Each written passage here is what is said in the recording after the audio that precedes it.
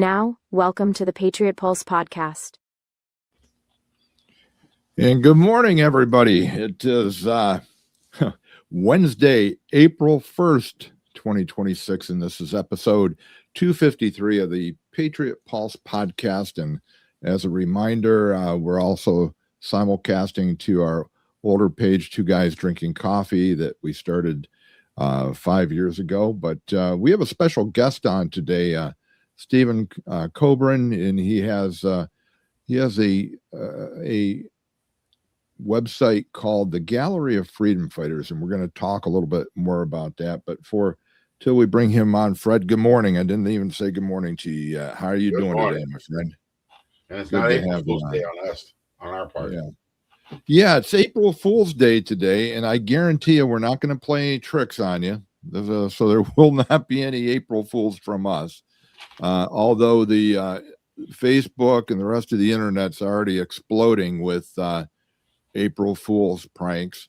So, but it won't be from us. So let me, what was that? I tried to cook up one. I just couldn't come up with anything. All right. Well, I'm glad. So, hey, before we get started, again, just a little bit of housekeeping that we always do. We are terribly shadow banned.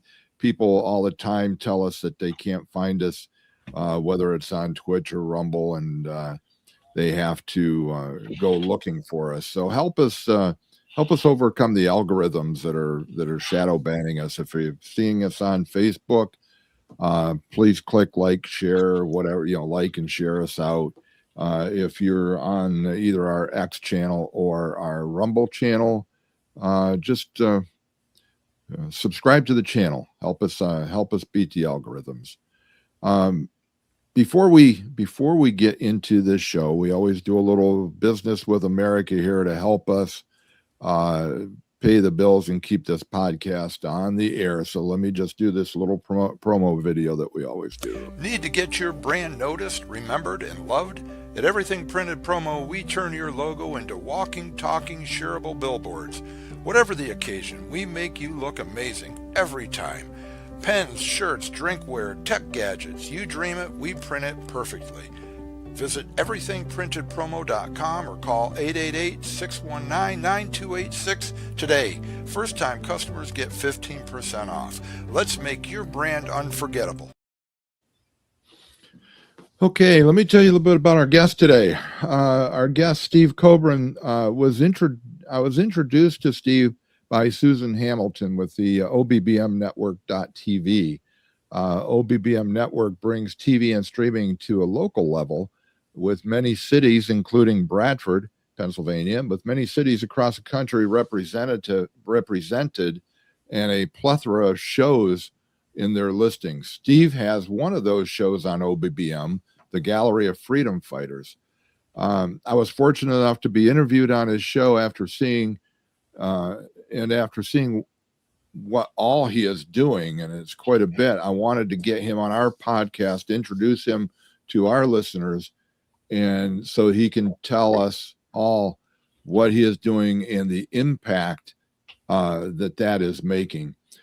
Stephen hosts the Gallery of Freedom Fighters. This is an interview show where Stephen identifies and interviews people that are making a difference in the freedom movement. In addition, he has a website called freedomdefenseresourcecenter.com, which is amazing. I'm blown away by all the resources that he has listed on there. The website describes its content as a network of patriots, conservatives, and general freedom lovers who contribute material for the posts on his site. So we will talk a little bit more about that. But for right now, let me bring Steve on screen here. Steve, good morning. Welcome to the Patriot Pulse. Thank you so much, Jim. Good morning, and hello, Fred. How you doing? We're glad to have you on. I was kind of blown away by all the stuff that you're involved with, in addition to your insurance business that provides your livelihood. But you must not have a lot of free time because you always need recovery time. Excuse me. But having said that, I'm on a mission, and so when you're on a mission, as you guys know, you Yeah. get the energy. Yes. The man upstairs says, go for it, and he gives you what you need. I couldn't agree with you more. So Right. let me start out by just asking you where did this idea come from, and how did you put it all together? Well, let's talk Gallery of Freedom Fighters first. Okay, they're actually linked, and I'll explain why. It's a good story, and I thank you for giving me the opportunity to share it.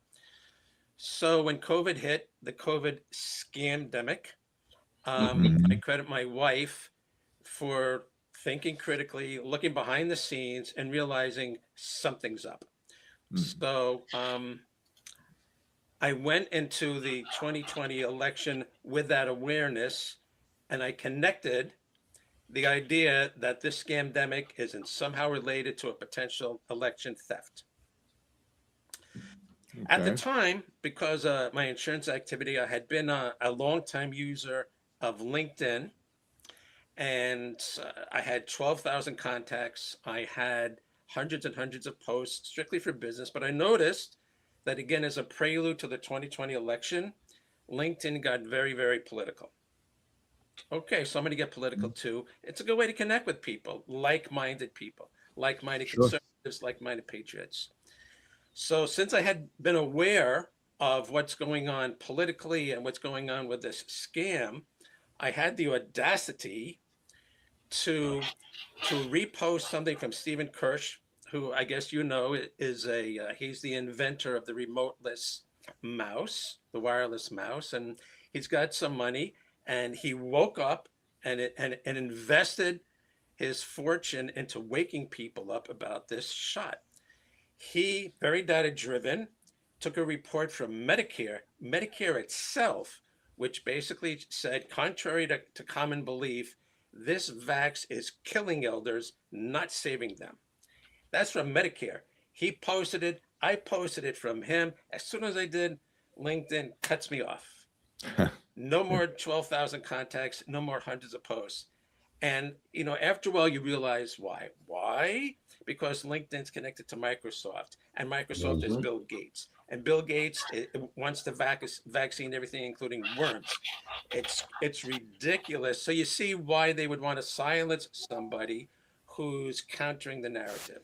So my attitude was like, blank you, I'm going to go ahead and make this information available. And I created this website, the Freedom Defense Resource Center. As part of the features of this website, I did independent research, and I found attorneys who will advocate and defend the unvaxxed population, people who are getting discriminated at work, people who are getting discriminated at places of business. These lawyers will defend your rights to not get vaxxed. Okay. I just compiled the list independently. After I compiled the list, a short while afterwards, I got contacted by one of the people that I had identified. His name was Ron Baruti, a very good freedom fighter, a lawyer in New Jersey. And he said, thank you so much for listing me. I just want you to know that I've left my former firm to form my own firm to protect freedom fighters. That's great. Okay, so I got to know him. Now, sidebar, I'm a martial artist. I train in Kung Fu. And in my school, you are required to write a personal growth essay as to why you train in order to qualify for advancement in rank. And that's a very clever and smart requirement that our instructor imposes. Why? Because you're never going to get through a 5 or 6 or 7 hour physically demanding test unless you know your why. It keeps you going. Furthermore, if you know your why, you're going to keep training throughout your life. Things come up, family, business, whatever it is. And if you don't have the discipline to remember your why and keep going, you're going to drop the practice. So I'm very acutely aware of the importance of knowing your why when you're in a sustained, trying struggle. And I was thinking of this as I was talking to Ron Baruti, because I've learned enough about this fight against medical tyranny, fight against creeping Marxism, to understand that this is going to be a long fight, and you need to sustain yourself. We need to know why we're fighting. Mm-hmm. So as I'm talking around, I said, I would like to have a special interview with you about why you fight for freedom. He goes, I never heard of such a thing.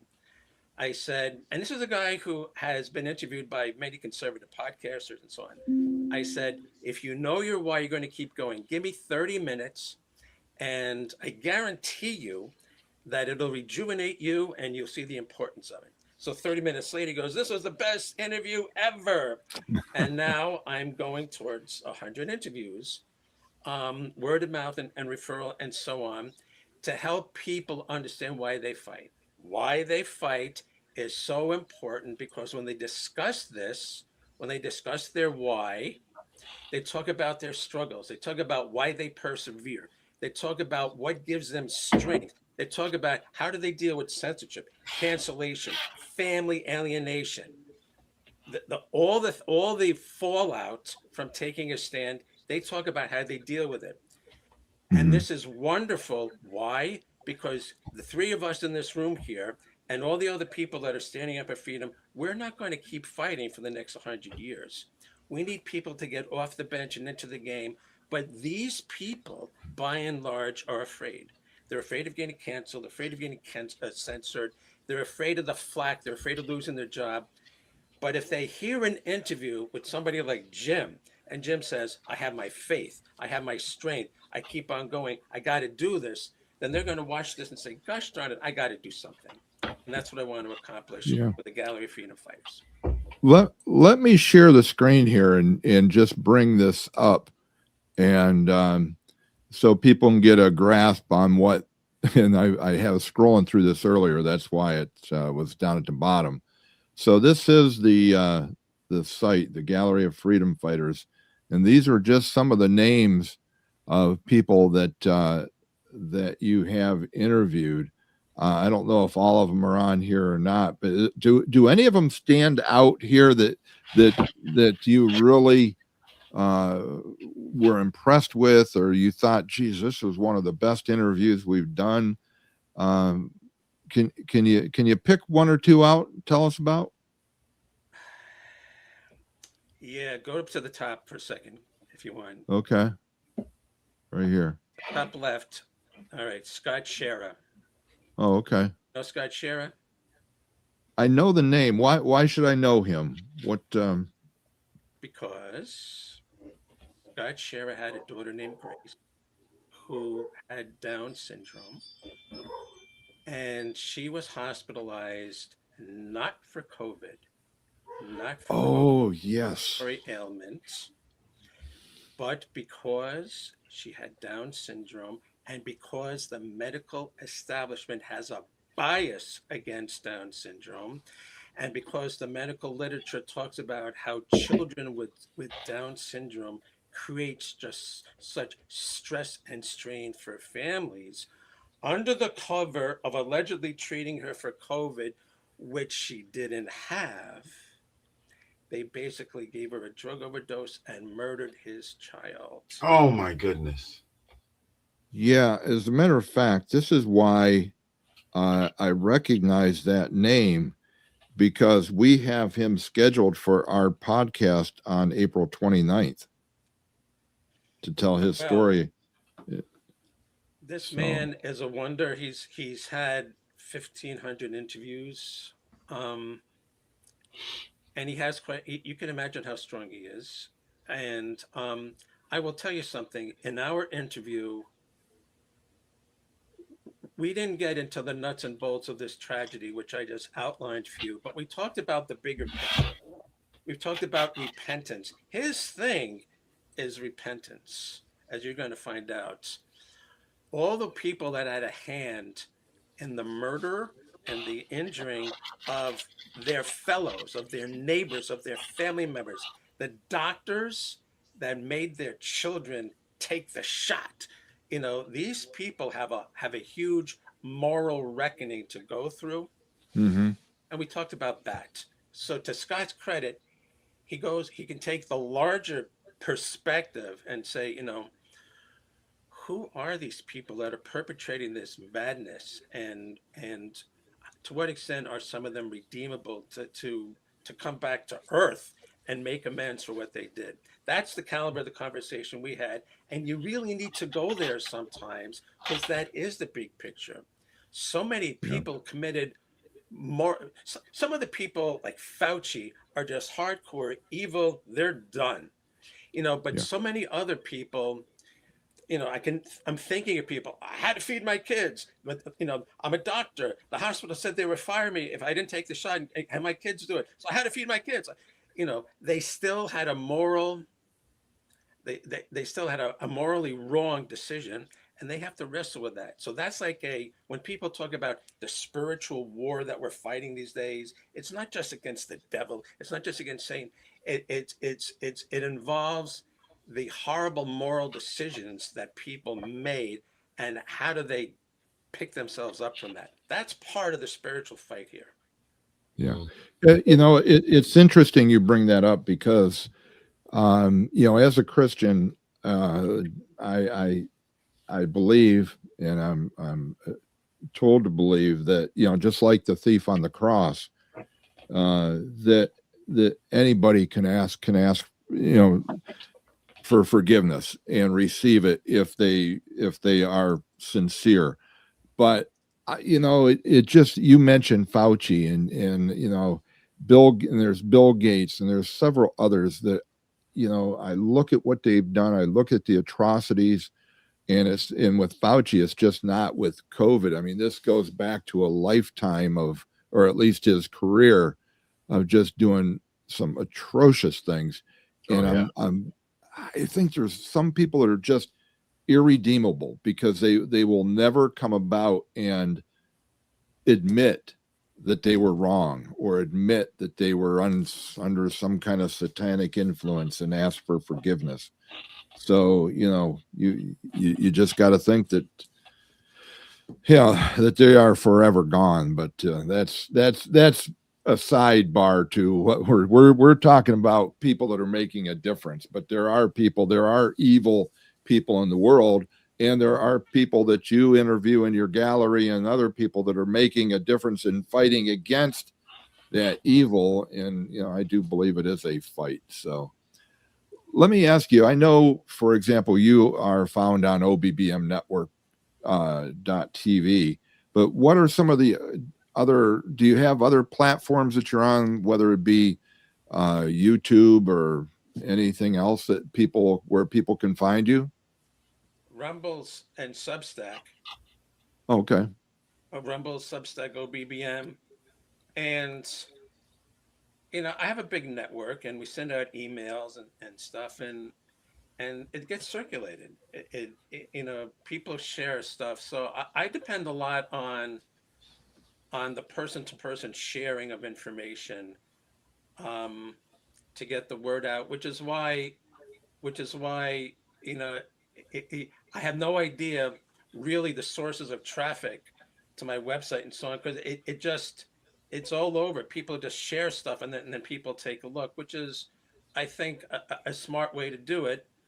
I don't want to be in a centralized place. I want people to carry the torch and get excited by it and say, yeah, people, my brother needs to know about this. I think that's effective.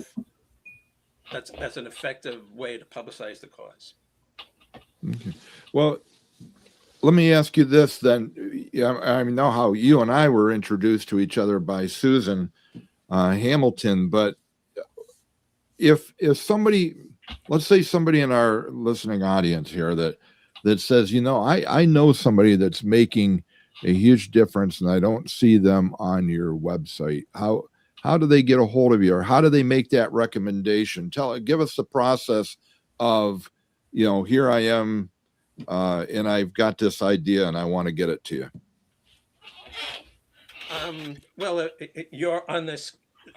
Are you going to post when you publish this? You're going to post contact information?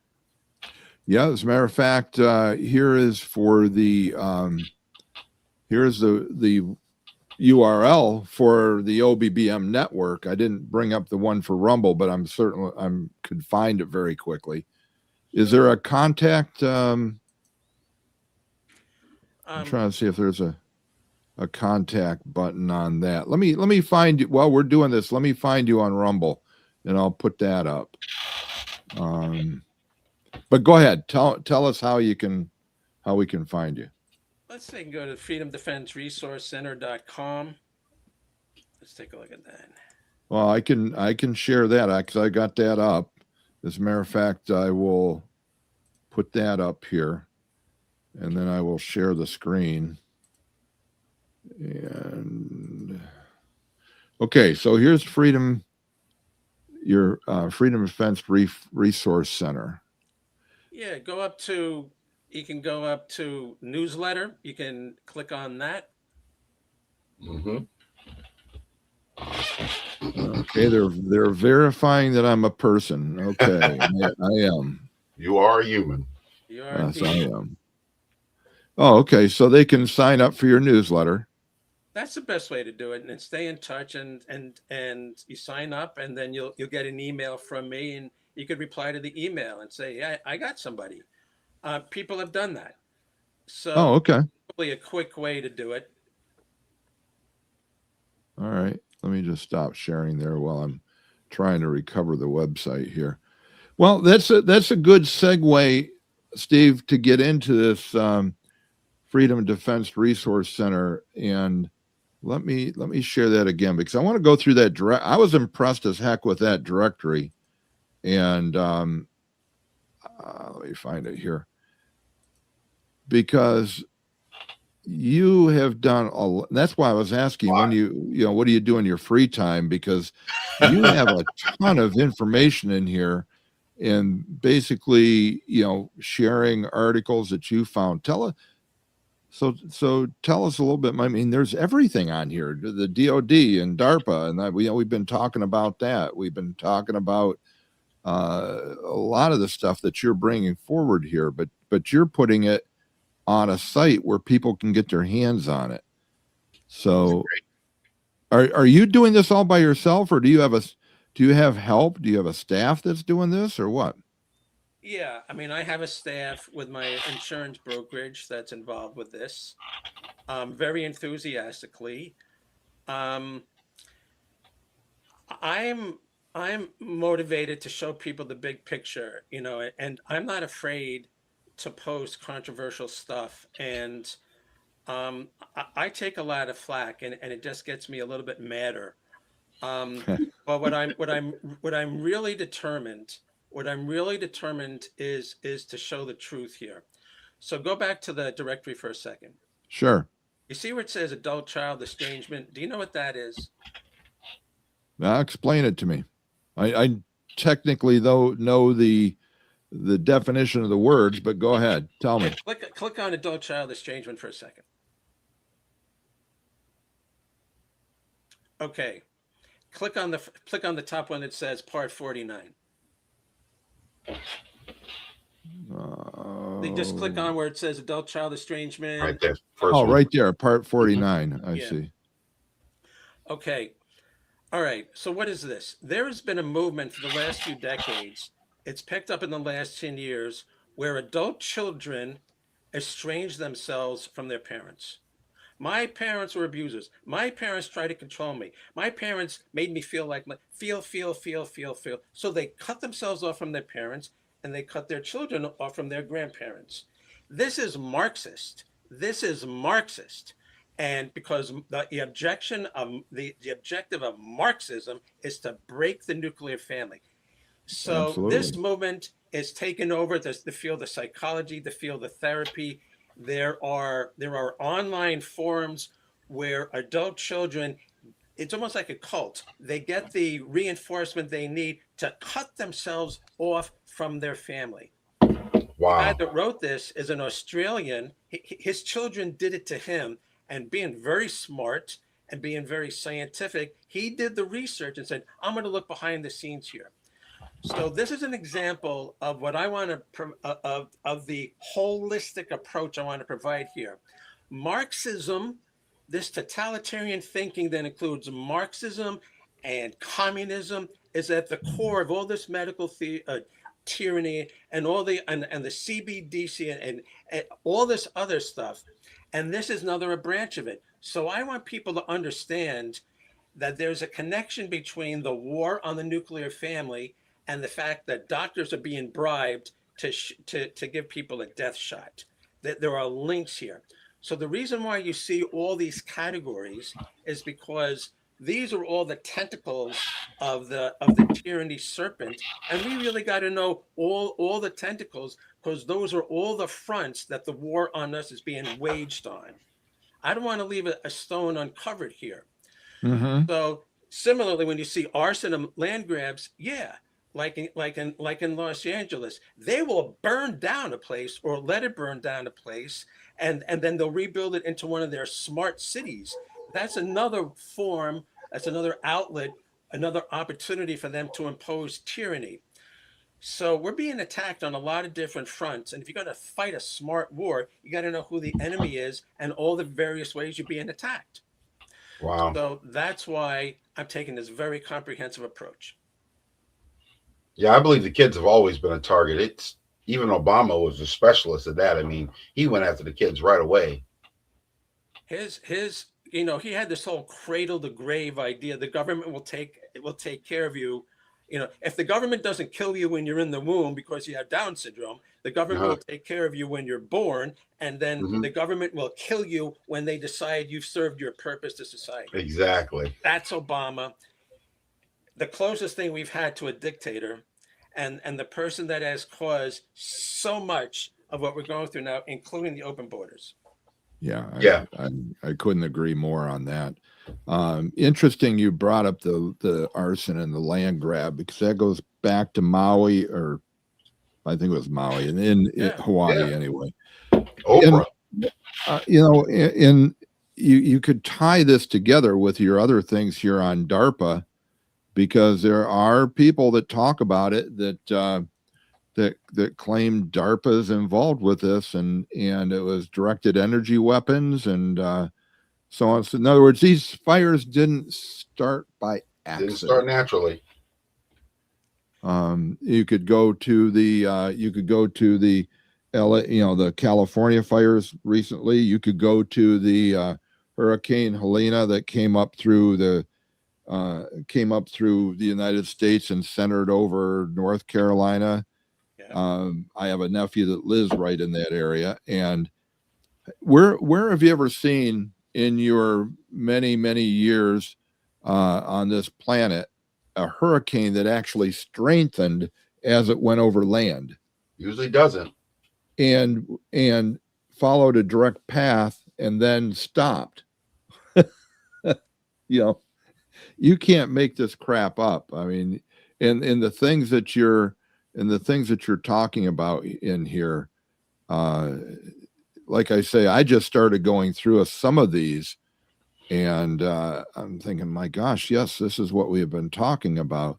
And you could go to Haiti. I didn't click on Haiti, but the Clinton Foundation and all the money they stole, and they're supposed to be helping Haiti, and all they did was used it for child trafficking. Yes, That's they did. what they do, and I'm glad you brought up child trafficking for a second. Can you go back up to the top? Sure. Go to Freedom Blog. Okay. You see where it's focus on freedom, religious voices, truth over tyranny, Okay. This website has 3 sections. One is the Gallery of Freedom Fighters, which we discussed. 2 is this directory of information, important information that people need to have about tyranny.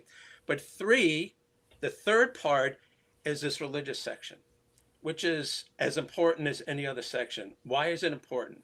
I'm going to give you right now an example. We've been through this before. Those of us who know the Bible, the Tower of Babel. Yep. Yeah. Okay. That's a perfect example of technocrats. That's a perfect example of people placing achievement, technological achievement, over the service of the population. That's what these people with the smart cities, that's what these people with this transhumanist stuff, they're trying to make technology They're trying to rule with technology, which is what the imperialists back in biblical times were trying to do. And the Tower of Babel is just an example of them trying to rule over their population through technology. So one of the most important parts of this website is to let people understand, as scary as it is to have a president who is a child trafficker, we've been through this before. You know, those of us that are biblical people have been up against the pagans and the heathens that sacrifice children and try to wield power through technology. We've been through this for a long time. Another example, you know, the story of the Garden of Eden. Okay. Yeah. So, you know, the serpent. So, you know, one biblical idea about the serpent is that the serpent represents the first pagan, because that is, the serpent was a creature that went to Adam and Eve and said, hey, you guys follow what you think is some kind of God. Follow me. I know as much as that guy. You know, why not follow me? I'm here. I'll make it very clear what you got to do. Eat the apple. Go fine. Go ahead. That's an example of somebody, of some creature, however you want to describe this, as somebody who's playing God. Choose me instead of him. Mm-hmm. That's, what do you think Soros is doing? What do you think Fauci is doing? What do you think Gates is doing? They're all playing God. What do you think Epstein's doing? They're all playing. So that's an example of, like, we've been through this before. It's an age-old problem. And that should give us some perspective. Like, let's not panic if it's not fixed by tomorrow, because it's not going to be fixed by tomorrow, which means we have to sustain ourselves for the long fight, because it's been going on for a while here. Mm-hmm. That's part of that's a very important piece to this freedom movement here. This is an age-old problem. Yeah, and they create these scenarios just to see how people react, to see how far they can go with their control. And they do that on purpose. Exactly what they do. That's exactly right. They want to wear us down, and they want to get us so confused and bitter and angry and upset. So we'll finally say, government, please step in and restore order. Please come take over our lives, because we feel no control. Impose control because we feel out of control. Mm-hmm. It's dastardly. Yep. But another biblical reference for you, again, the importance of having this perspective. You know, the creation story. And, you know, like in the second verse, it says, and the world and the universe was unformed and void. You familiar with that terminology in the creation story? You know what I'm talking about? Mm-hmm. Yes. Okay. There's a biblical idea that basically says this. God basically said, all right, I'm forming order and structure out of this chaos, and that's why I'm creating heaven and earth and the seas and the land and everything. But you know what? I'm going to leave a corner of the universe unformed and void, because I want man to take care of that. I'm going to delegate the completion of the order of the universe to humans, because they're my partners, and you guys got a job to do. So what you just said, Fred, in terms of the chaos, that's part of the natural order of things, that it's up to us as people to create a proper order from. Another perspective that we need to have. It's as old as, like you said, biblical times. Even the Israelites, when they were blessed, they forgot how their blessings, and it's the same thing that happens to us people in the world today. We get blessed, we get comfortable, we forget about who blessed us and gave us what we had. It's a very appropriate thing you said today, because Passover starts tonight, and you know, we're talking about the Exodus from Egypt, but and as you know, in just a few weeks, the Hebrews, from their liberation from Egypt, went and received the revelation from God, the Torah. Okay, but that generation had to spend 40 years in the desert before the Jews found the promised land. Why? Because even though they were physically liberated from the slavery of Egypt, they still had the slave mindset, and they could not create a free society with that mindset. A new generation had to come with a freedom mindset and they would create the model society. So to reinforce your point, people keep lapsing because their programming is so deep, and it's just like, I got to give in. I got to let the government do it. I got to do what my doctor says. It's the programming is so deep. It takes a long time to pry it away, and that's why we keep having lapses. They default to what they're used to doing, True. which is giving Yeah. in. You bring up scripture references, and it's just like in Ecclesiastes, there's nothing new under the sun. Right. And we just see a repeat of this, and time after time, that it's just like in the Old Testament, the people of Israel, the Hebrew people would get off track. They'd start, and then God would bring some calamity, or they'd be taken by they'd be taken into exile. By the Assyrians or whoever it might be at the time, and then they repent, and then they come back, and it's kind of like a repeat. And we're doing the same thing today. And the encouraging thing, and Steve, I'll ask you if you see this too. The encouraging thing I see is that I believe our younger generation, and I don't know whether they're Z or X or whoever, but the younger generation now, the 18-year-olds, the 20-year-olds, and those group are starting to return to faith, are starting to return to God, are starting to see that, geez, maybe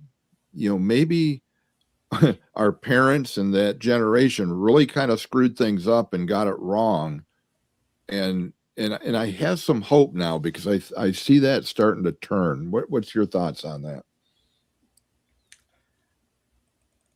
I hear you. I do see people that are late teens, early 20s, with their wits about them, and not buying the goods, not walking around feeling that everything's rosy. I don't know enough to say that it's a trend. But I if I could speak generally, maybe a little less bitter and a little bit more just motivated to fix things, which I think is positive. I have a lot of real faith in people, and younger people who haven't been burned so much by life tend to be a little bit more enthusiastic. So I have a lot of hope that they're going to keep their head on straight, and not accept a lot of the stuff that the generation before them, like the people that are 40s now, might have accepted. And if that makes any sense. It's hard for me to generalize, but that's what I see. I think the thing about it is I think the word was written for a reason, so that we could go back and read what happened before. I think somebody told me this years ago, and I recently just started doing it. I wish I would have done it my whole life. Write yourself a blessing book. Write down the things that God have done for you. And then your kids will read that same thing back, and they'll see how God handled, how you got through situations by trusting God. Kids don't hear that anymore. They don't see that anymore. So therefore, they don't have no good examples. And the bad thing is a lot of churches are not truly discipling people. Mm-hmm. To your earlier point, Steve, you had mentioned the reason that you do that Gallery of Freedom Fighters is for one thing is for a record of people and what they're doing, but also as an inspiration to others to possibly, get out of their comfort zone and do their part in the freedom movement, in the movement to, we're talking freedom on so many different levels. Yeah. It's not just freedom in this country. It's not just an escape from tyranny, but it's freedom from a spiritual point of view to overcome the influence of Satan.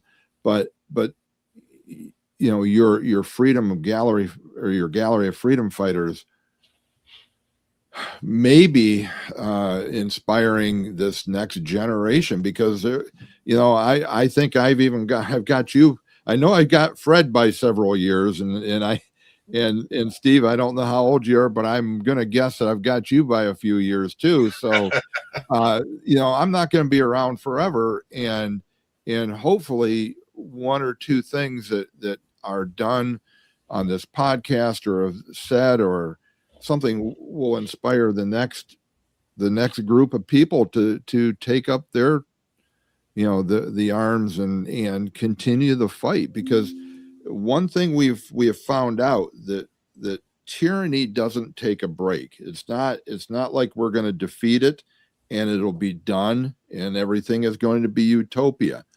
I'll get political here. One thing that the Democratic Party has is they're relentless. They plan,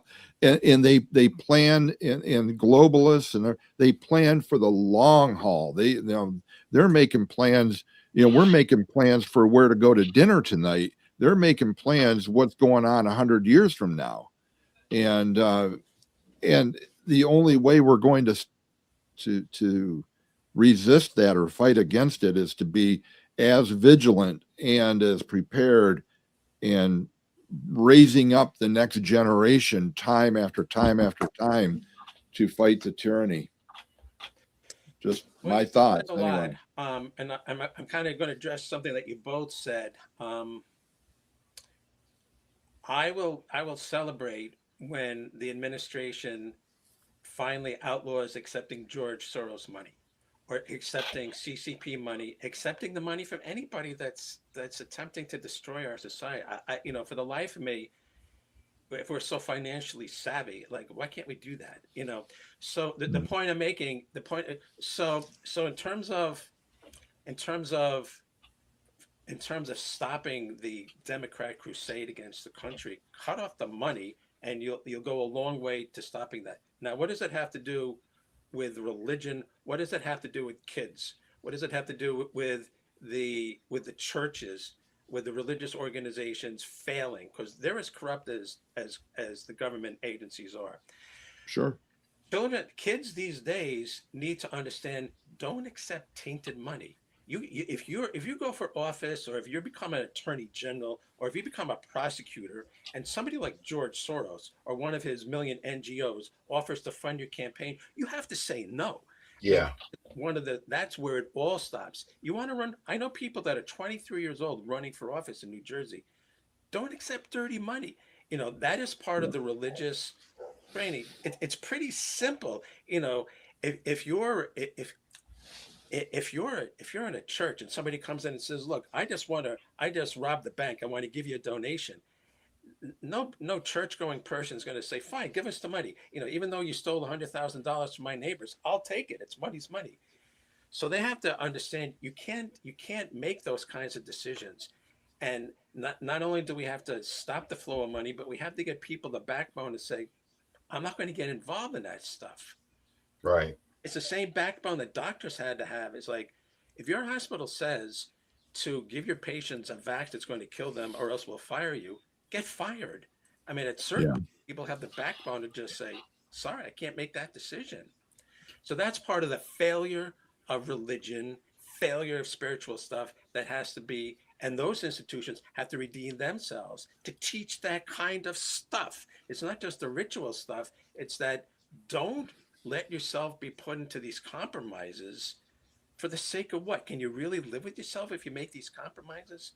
Yeah. Those are the kinds of decisions people need to be taught to make. And frankly, it's probably easier to teach a 20-year-old that than a 70-year-old. Mm-hmm. Yeah. But still, the 70-year-old has to make that decision too, whether it's hard or not.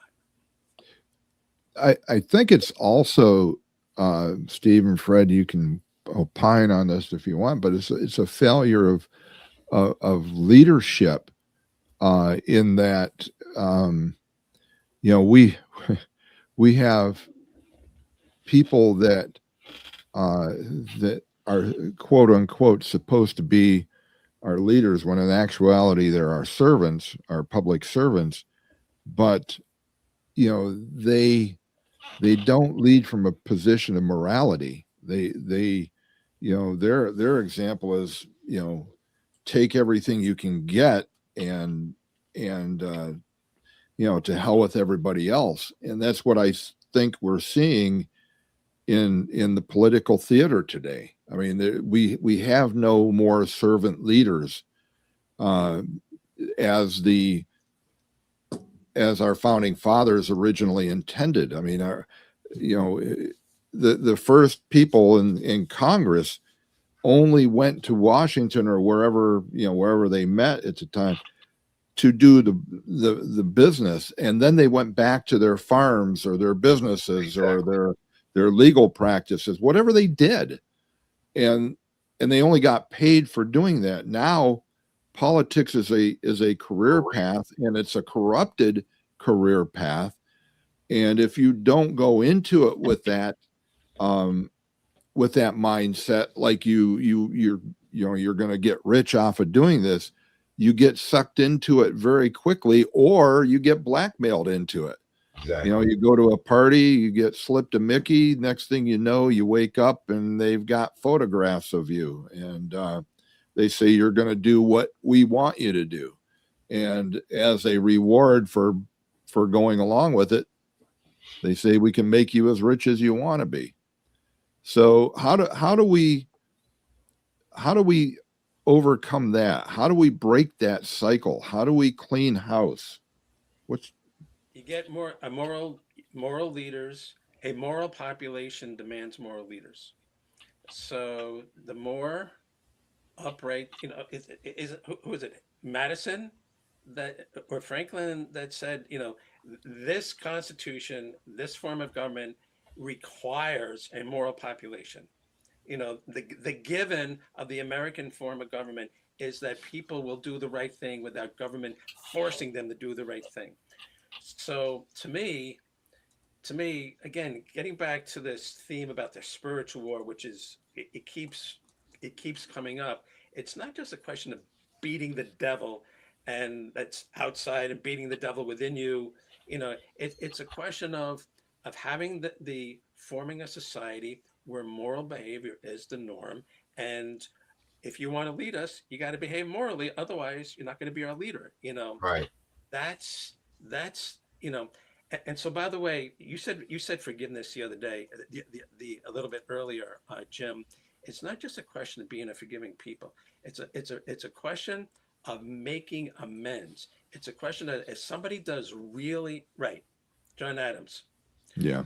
It's a question of people that are doing wrong earning that forgiveness.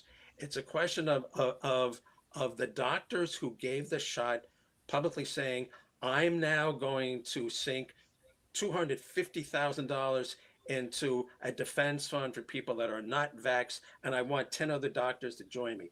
You need to you need to repair the world with your repentance. Then you've earned the forgiveness. And this is the kind of stuff that people need to do for the society to get healthier and to be more normal. Mm-hmm. They need to make amends. That I think that when you talk to Scott, I think that's the kind of thing that he's going to be talking about. That's certainly what he's doing. He's on this crusade to protect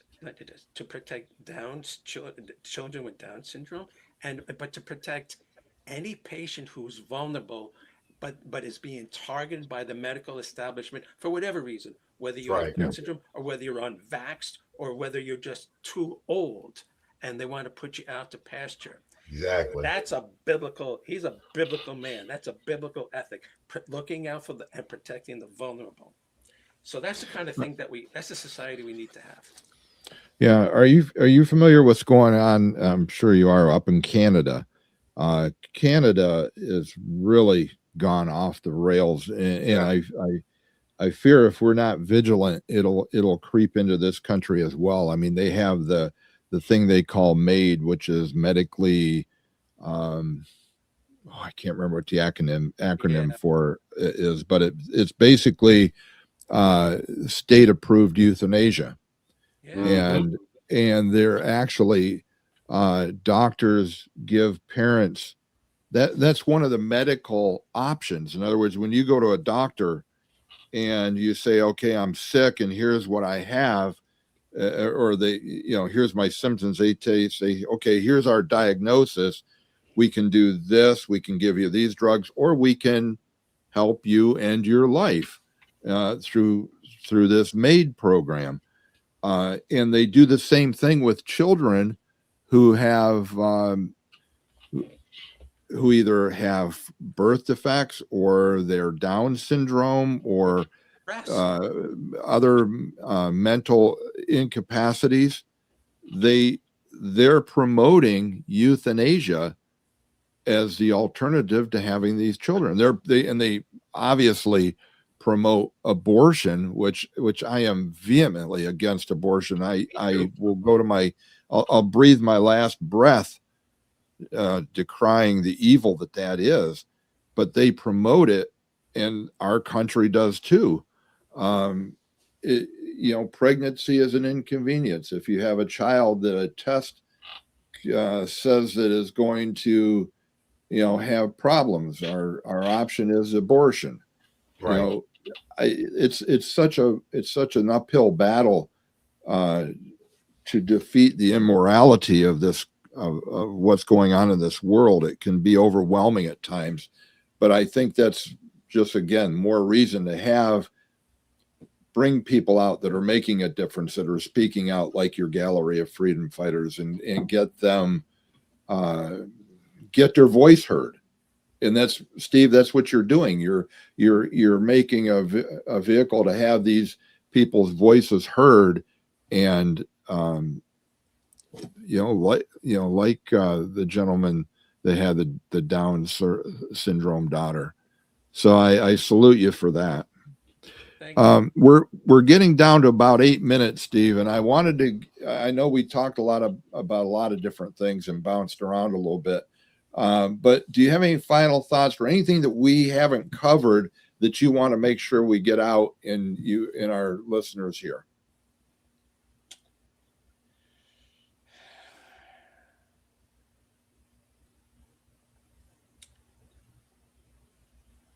I think that of all the things that we've discussed, and every one of them is important, probably the most important thing is perspective. You need to have perspective. This too will pass. Hopefully Donald Trump does his job. Hopefully even if things don't work out the way we want, they're still going to work out anyway if we persist. And the only way we lose this fight is if we quit. True. That is like my fundamental understanding. And so if you follow that, no matter what happens, if you're able to get out of bed and take a breath, then you go back to it. There absolutely is no other choice. Otherwise, you literally hand them the victory. Yeah, I would sum it up. True. No, that's a good point. I mean, the only way we really are defeated is like you say, to quit. Because as long as we keep moving forward, we're the good guys. They're the bad guys. Yeah. They're going to lose. You think God's rooting for them? He's rooting for us. We got to put on gloves. I mean, it's really simple. You have to have the guts to do it. Yeah. Fred, any thoughts from you? Any final thoughts? In a way, Obama's already slipped in a little bit of cleverness when it comes to euthanizing older people. A friend of mine who's been selling insurance his whole life, he read the whole package of the Obamacare. After the age of 70, they can decide whether your life is valuable enough to keep, according to Obamacare. Well, they can certainly decide if you get treatments or not, or if they pay whether your life is worth being treated. They can make that decision. Yeah. That is so evil. This guy is one of those, in my opinion, as amateur as it is, he's one of those unredeemable souls. This guy is evil from head to toe, and has caused so much harm and damage and suffering. He's not one of the people that's on my short list of people that are going to turn around and say, I blew it. Let me do better next time. He's done. Yeah, they and this is it could be a subject for a whole nother podcast, but we talk about evil being in the world, and there are people that certainly Satan has got a hold of. But and this is just my opinion, I believe there are demons in the world, and they are walking around with skin on them and look very much like you and I, but they are revealed by their actions. And they're, again, the demons are irredeemable. They've already made their choice, but it is a spiritual fight. I think we all agree on that. But those people that are out to kill us, we have to stop them first. There is a political, military, criminal justice type approach to this. If certain people, Iran had to be neutralized. You do not let psycho killers have weapons of mass destruction. You do not let them have so many ballistic missiles that you're never going to be able to touch their nuclear reactors. There are certain people that just have to go. And that is the justice part of the spiritual battle here. Not everything's just about forgiveness or redemption. Certain entities that are that threatening have to be stopped. Yep. Otherwise, yeah, I agree. Well, Steve, we're coming up on the top of the hour. I appreciate you being with us today. This is very enlightening. I wish you all the success with your efforts here, and we will certainly continue to promote them. One thing we do here, Steve, is that we always close our podcast out with prayer. Fred is the prayer warrior here, and it certainly is his gift, not mine. So, Fred, I'm going to ask you to pray us out of here and lift Steve and all his efforts up in prayer as well. Okay, we're all over the board. Anyway, thank you, Lord, for this day. Lord, I ask you put your hand and your hedge of protection around your freedom fighters out here. Ask, Lord, you protect Steve and what he's doing, that the enemy would not try to take him out, but Lord, you would give him wisdom and understanding to know what to do at the right time when the time is there, Lord, that we would not go to sleep on all the good things that you've done for us, that we would recognize that you're in control. We just have to be obedient. So I ask, Lord, you would bless all the listeners, give everybody boldness in Jesus' name. Amen. Amen. Thank you. And again, thank you so much, Steve. I think we're cutting out here right on time. We got a hard break because of OBBM Network. Because we are live, so our hard break is at 10 o'clock. So again, thank you very much, and let's stay in touch. And if we come up with some names that we want to put you in touch with, we will forward them to you as well. Thank you, Jim, and thank you, Fred. It's been my honor. All right. Thanks. Have a wonderful day, everybody. And everybody else, regardless of where you are in the world, whether it's raining or it's sunshine, we want you to have a wonderful day and be blessed. And be a blessing to others.